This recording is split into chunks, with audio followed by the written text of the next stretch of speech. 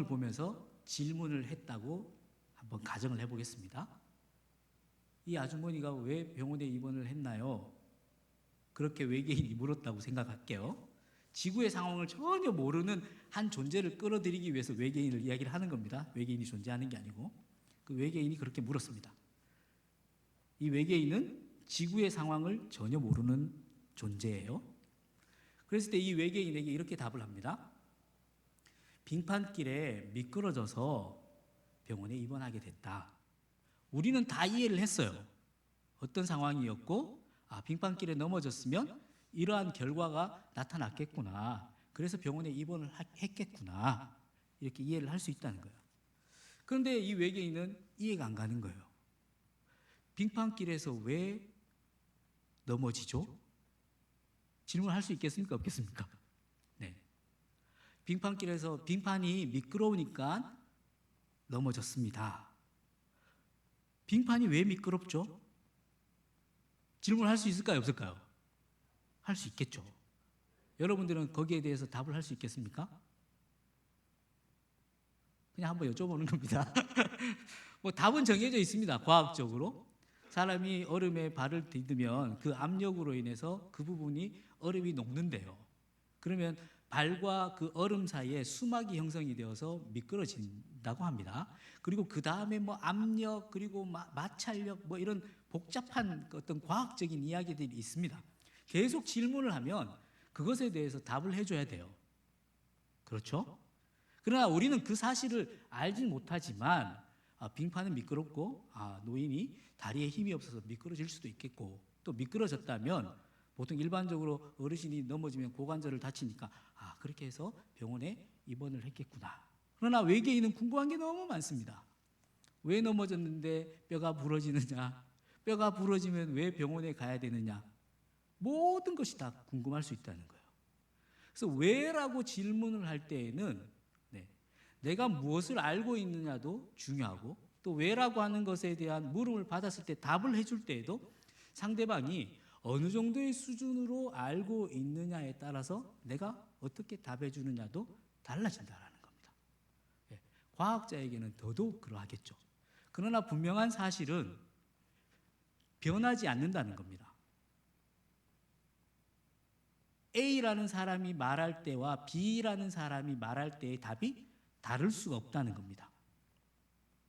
우리는 지금 과학적인 원리를 알지 못하니까 이제 그냥 미끄러우니까 넘어졌다라고 하는 걸로만 그냥 이해를 퉁 쳐서 이해를 하지만 과학적으로 계속해서 들어가면 그 사실을 알게 되면 과학적인 그 사실을 다 알게 되면 누가 말을 해도 다르게 말할 수 없다라는 거예요.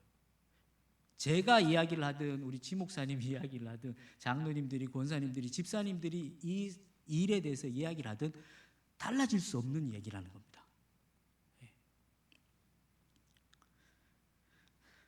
그런데 외계인처럼 우리의 신앙에 대해서 우리 스스로 오늘 이 시간 한번 질문을 해보려고 하거든요. 그래서 제가 몇 가지 질문을 한번 준비해 왔습니다. 일단 그럼 제가 질문을 한번 해볼게요. 여러분들은 그리스도인입니까? 네. 예, 아니오로 대답해 주세요. 네. 그리스도인입니까? 이렇게, 네, 그리스도인입니다. 그러면 보통 일반적으로 칠곡에 있는 사람들은 그 답을 들었을 때, 저 사람은 예수 믿고 교회 다니는 사람이구나. 아는 거예요. 그렇죠? 그런데, 전혀 모르는 존재가 그 사실에 대한 이야기를 모르는 존재가 와서 묻는다고 생각해 보십시오. 아까 외계인이 왜 미끄러졌나요? 왜 빙판길은 미끄러운가요? 왜 미끄러지면은 뼈를 다치게 되나요? 왜 뼈를 다치면 병원에 가죠? 계속 물을 수 있다는 거예요. 우리가 그리스도인입니다라고 하는 것에 대해서 우리는 그 말만 들어도 알아요. 무슨 말인지. 그런데 이 예수라고 하는 분에 대해서 전혀 모르는, 교회라고 하는 것에 대해서 전혀 모르는 사람은 그걸 모를 거예요. 외계인처럼. 그럼 여러분들에게 계속 질문을 할 겁니다. 어떻게 질문할까요? 여러분은 그리스도인입니까? 예. 그러면 이어집니다. 왜 그리스도인이죠? 자, 여러분들 한번 생각해 보세요. 어떻게 답할 것인가? 왜 그리스도인이죠? 대답하겠죠. 왜 예수를 믿습니까? 또 대답하시겠죠? 여러분들이 한번 그 대답에 대해서 생각해 보세요. 왜 예수를 믿습니까? 왜 예수가 당신을 위해서 죽었습니까? 지금 질문하는 것에 대해서 생각하고 계시죠? 네. 그럼 여러분들이 생각하는 것을 말했다고 쳤을 때 다시 또 묻습니다. 그럼 당신은 누구입니까? 왜 당신은 죄인입니까? 왜 당신은 죄를 짓게 되었습니까? 도대체 뭐가 죄죠? 수없이 많은 질문들을 연속해서 여러분들에게 물어볼 수 있을 겁니다. 근데 여러분들은 어떻게 대답하실까요? 좌우에 계신 분들을 한번 보십시오.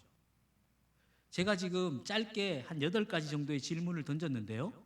그 질문에 대한 답을 바로 옆에 계신 분들이랑 나와 같은 답을 했을까요? 다르게 답을 했을까요? 다르게 답을 했을까요? 다르게 답을 하면 안 되는데. 네. 오늘 이 이야기를 좀 하려고 하는 겁니다. 우리의 신앙은 차이가 없습니다. 신앙의 정도, 경험의 정도는, 믿음 생활의 경험의 정도는 차이가 있을지 모르겠지만 우리의 신앙은 차이가 없습니다. 이걸 이야기하려고 하는 겁니다.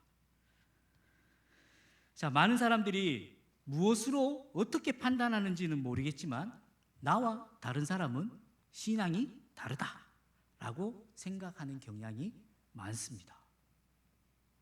여러분들도 지금 제가 이렇게 이야기를 안 했을 때에는 아마 그렇게 생각했을 경우가 많았을 거예요. 아, 김 집사는 우리와 신앙이 달라. 누구누구는 우리와 신앙이 달라. 나와 신앙이 좀 달라. 이렇게 빈번히 말을 했던 적도 있을 겁니다. 근데 그러면 우리 강북성산교회에 문제가 많은 거예요. 이 신앙이 다른 사람들끼리 모여 있으면 이건 지금 아주 심각한 문제를 가지고 있는 교회일 수밖에 없는 거예요. 오늘부터 몇 주간 제가 이 부분에 대해서 이야기를 좀 하려고 합니다. 자, 결론부터 말씀을 드리면요. 우리의 신앙은 같습니다. 다만 신앙인으로서의 삶의 모습이 다를 뿐입니다. 네. 자, 이제 이 말이 무슨 말인지 오늘 찐빵의 이야기를 또 이어가도록 하겠습니다. 제가 가창 찐빵을 좋아합니다. 칠곡에서는 가창이 좀 멀지만 제가 사는 범물동에서는 가창이 가깝습니다. 그래서 이번 구정 면접 때에도 다른 선물 안 사가고 찐빵만 몇 박스 사가지고 가서 작은 아버지들 한 박스씩 나눠주고 왔습니다. 제가 찐빵을 되게 좋아합니다. 그런데요, 가창에 있는 모든 찐빵집에서 파는 찐빵이 다 맛있는 게 아니더라고요. 제가 늘 가는 찐빵집이 있는데 한 날은 그 찐빵집이 문을 닫았더라고요. 그래서 찐빵은 먹어야 되겠고 찐빵집은 문을 닫았고 어쩔 수 없이 차를 타고 다시 나오는데 보니까 사람이 줄을 길게 늘어선 찐빵집이 하나가 있더라고요. 아, 저 집이 좀 맛있는가 보다. 이렇게 생각하고는 저도 그 뒤에 줄을 서서 기다렸다가 그 찐빵을 하나 샀습니다. 야, 어땠을까요? 맛이 없어도 그렇게 맛없는 찐빵은 제가 가창에서 처음 사봤습니다. 야, 가창 찐빵이라고 해서 다 맛있는 게 아니더라고요. 야, 어떻게 내가 만들어도 그보다 잘 만들 수 있을 것 같은 그런 찐빵 맛을 가지고 찐빵을 팔고 있다는 게 너무 신기할 정도의 맛이었습니다. 네. 늘 가던 찐빵집의 찐빵은요, 뭐 어떨 때는 크기가 다 일정하지만 자를 재보면 조금씩의 차이도 있을 겁니다. 안에 들어가는 팥도 안고도 그 양이 조금씩의 차이는 있을 거예요. 완벽히 100% 똑같지는 않을 거예요. 그런데 100% 똑같은 건 뭘까요? 맛이죠, 맛. 네. 맛은 똑같습니다. 왜 그렇겠습니까? 같은 레시피로 만들었기 때문에, 같은 재료, 같은 양으로 만들었기 때문입니다. 아마 그런 레시피에 조금의 변화만 주어도 저 같은 단골은 먹어보면 알 겁니다. 아, 다른데. 그렇겠죠? 아마 여러분들도 잘 가던 식당에서 이런 경험이 있었을 거예요. 근데 아니나 다를까 제가 단골로 가던 찐빵집의 찐빵의 맛이 조금 달라지더라고요. 달라졌어요. 한 달은 가니까 이 맛이 다른데. 그래서 그냥 넘어갈 수가 없어서 판매하시는 분에게 제가 여쭤봤습니다. 맛이 좀 다른데 가게에 무슨 일이 있었습니까? 물어보니까 주인이 바뀌었다는 거예요. 이제는 조카가 이어받아서 하게 됐다는 겁니다.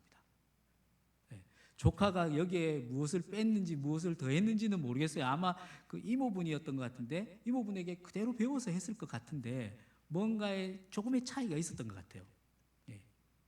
맛이 다르더라고요. 지지난주에 제가 맛집 같은 교회라는 제목으로 설교를 했습니다. 강북 성산교회는요, 이 찐빵집과 같은 그런 곳이에요. 그럼 저와 여러분들은 뭐가 되겠습니까? 찐빵이죠, 찐빵. 강북 성산교회라고 하는 이 찐빵집에 전열되어 있는 찐빵들인 거예요. 자, 우리 옆에 계신 분들 다시 한번 볼까요? 찐빵같이 생겼죠? 두글두글하게 찐빵처럼 안 생겼습니까? 그런데 생김새가 다 달라요. 그렇죠? 생김새가 다 달라요. 그런데 맛은 어때야 될까요? 같아야 되겠죠. 오늘 그 얘기를 하는 거거든요. 자, 옆 사람을 봤지만 생김새가 나랑은 달라도 너무 달라요. 나는 이쁜데 안 이뻐요. 나는 잘생겼는데 안 잘생겼어요. 나는 머리숱이 많은데 옆에는 그렇지 않아요. 다른 찐빵들이 모였어요. 하지만 같아야 되는 게 있는데 그것이 무엇이냐면 맛은 같아야 된다는 거예요. 레시피가 같기 때문에 맛이 같을 수밖에 없는 찐빵집의 찐빵처럼 우리도 그러해야 된다라는 겁니다.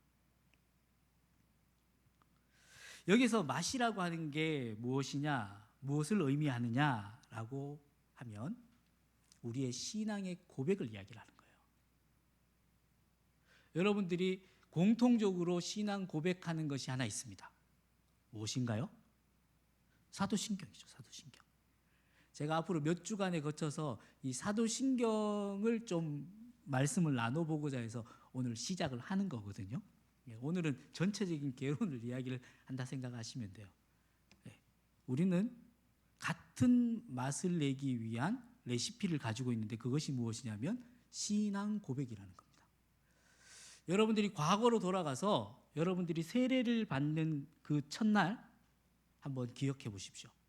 우리 장로교는 웨스트민스터 신앙 고백에 의해서 세례 교육을 하고 문답을 하고 세례식을 할 때 많은 성도들 앞에서 다시 문답을 하고 거기에 대해서 성도들도 화답하고 같은 성도로 맞이합니다. 나의 신앙을 고백하는 그런 시간을 갖습니다. 모두가 다 장로교회에서 세례를 받았다면 동일한 신앙 고백을 통해서 이 자리에 앉아 있다라는 거예요. 다른 신앙을 고백한 사람은 여기 앉아 있을 수 없어요, 사실. 침례교 같으면 새로 세례를 받거든요. 아시죠? 우리는 약식으로 이렇게 성부와 성자와 성령의 이름으로 세례를 주노라 이렇게 세례를 하지만 침례교에서는 침례를 합니다. 그래서 침례로 세례를 받지 않으면 세례로 인정을 안 해줘요. 그래서 장로교를 다니다가 침례교로 옮기면 세례를 다시 받아야 됩니다. 침례 세례로요. 그 이전에 받았던 약식은 세례로 인정을 하지 않기 때문입니다. 그건 형식적인 거고요. 우리의 신앙의 고백을 제가 이야기를 하는 거예요. 우리는 모두가 다 나의 신앙의 고백으로 고백하고 세례를 받고 이 자리에 앉아 있지만 우리 모두는 동일한 신앙 고백을 한 공동체로 이 자리에 앉아 있다라는 겁니다. 그러니까 신앙이 다를 수가 없어요. 다르면 안 돼요. 다르면 이건 큰 문제예요. 빨리 그 문제를 수습하지 않으면 큰일 납니다. 자, 여기에서 오늘 본문으로 한번 넘어가 보도록 하겠습니다. 오늘 본문을 보면 히브리서 4장 14절, 그러므로 우리에게 큰 대제사장이 계시니 승천하시니 곧 하나님의 아들 예수시라. 우리가 믿는 도리를 굳게 잡을지어다. 여기에서 믿는 도리라는 단어는 고백이라는 뜻입니다. 고백. 더 쪼개어서 분해를 하면 도리는 같은 말을 하다라는 뜻을 가지고 있습니다. 그래서 믿는 도리는 같은 말로 고백하다. 누구를요? 오늘 말씀을 가지고 이야기를 하면 여기에 모인 모든 성도들은 예수 그리스도에 대해서 같은 말로 고백해야 된다라고 하는 거예요. 제가 고백하는 예수와 여러분들이 고백하는 예수, 옆에 앉아 계신 분이 고백하는 예수가 다르면 안 된다는 거예요. 그러면 신앙이 다른 거예요. 신앙이 다를 수는 없습니다. 신앙의 경험의 차이는 있을 수 있습니다. 잘 기억하십시오. 신앙은 다르면 안 돼요. 신앙의 경험의 차이는 있을 수가 있습니다.